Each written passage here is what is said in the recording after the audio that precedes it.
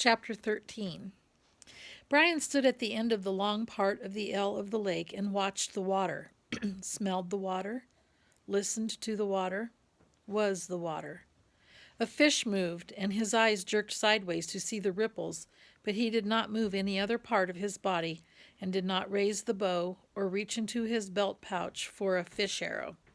It was not the right kind of fish, not a food fish. The food fish stayed close in the shallows, and did not roll that way, but made quicker movements, food movements. The large fish rolled and stayed deep and could not be taken. But it didn't matter. This morning, he was not looking for fish. Fish was the light meat, and he was sick of them.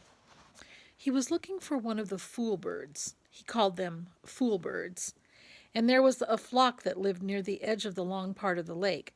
But something he did not understand had stopped him, and he stood, breathing gently through his mouth to keep silent, letting his eyes and ears go out and do the work for him.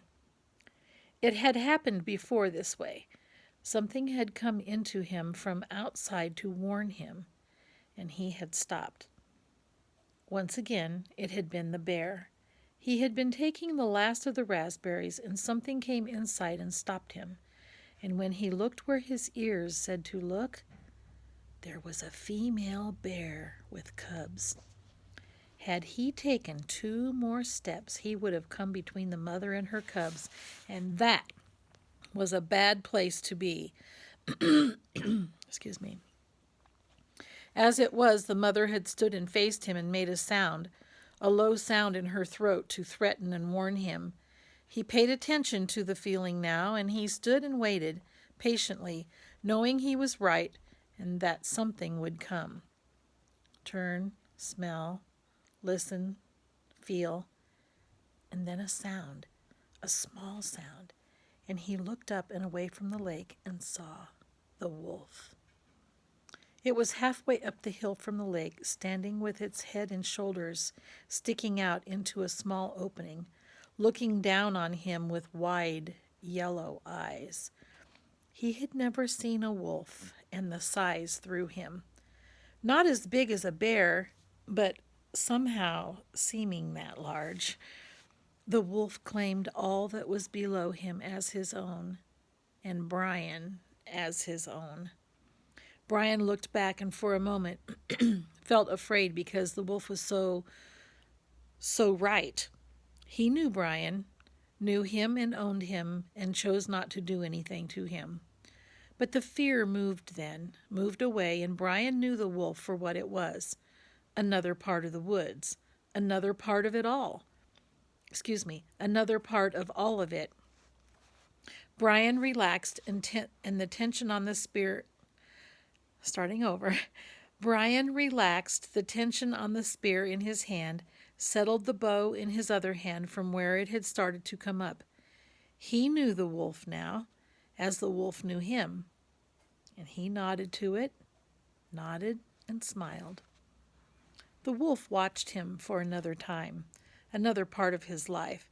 Then it turned and walked effortlessly up the hill, and as it came out of the brush, it was followed by 3 other wolves, all equally large and gray and beautiful, all looking down on him as they trotted past and away, and Brian nodded to each of them. He was not the same now. The Brian that stood and watched the wolves move away and nodded to them was completely changed. Time had come, time that he measured but did not care about. Time had come into his life and moved out and left him different. In measured time, 47 days had passed since the crash. 42 days, he thought, since he had died and been born as the new Brian. When the plane had come and gone, it put him down, gutted him, dropped him, and left him with nothing. The rest of that first day he had gone down and down until dark. He had let the fire go out, had forgotten to eat even an egg, had let his brain take him down to where he was done, where he wanted to be done and done. to where he wanted to die. He had settled into the gray funk deeper and still deeper until finally, in the dark, he had gone up on the ridge and taken the hatchet and tried to end it by cutting himself. Madness, a hissing madness that took his brain. There had been nothing for him, and he tried to become nothing, but the cutting had been hard to do, impossible to do, and he had at last fallen to his side, wishing for death, wishing for an end, and slept only didn't sleep. With his eyes closed and his mind open, he lay on the rock through the night, lay and hated and wished for it to come, for it to end, and thought the word cloud down through that awful night. Over and over the word, wanting all his clouds to come down. But in the morning, he was still there on his side, and the sun came up, and when he opened his eyes, he saw cuts on his arm, the dry blood turning black. He saw the blood and hated the blood, hated what he had done to himself when he was the old Brian and was weak, and two things came into his mind, two true things. He was not the same. The plain passing changed him. The disappointment cut him down and made him new. He was not the same and would never again like he had been. That was one of the true things, the new things. And the other one was that he would not die. He would not let death in again. He was new. Of course, he had made a lot of mistakes.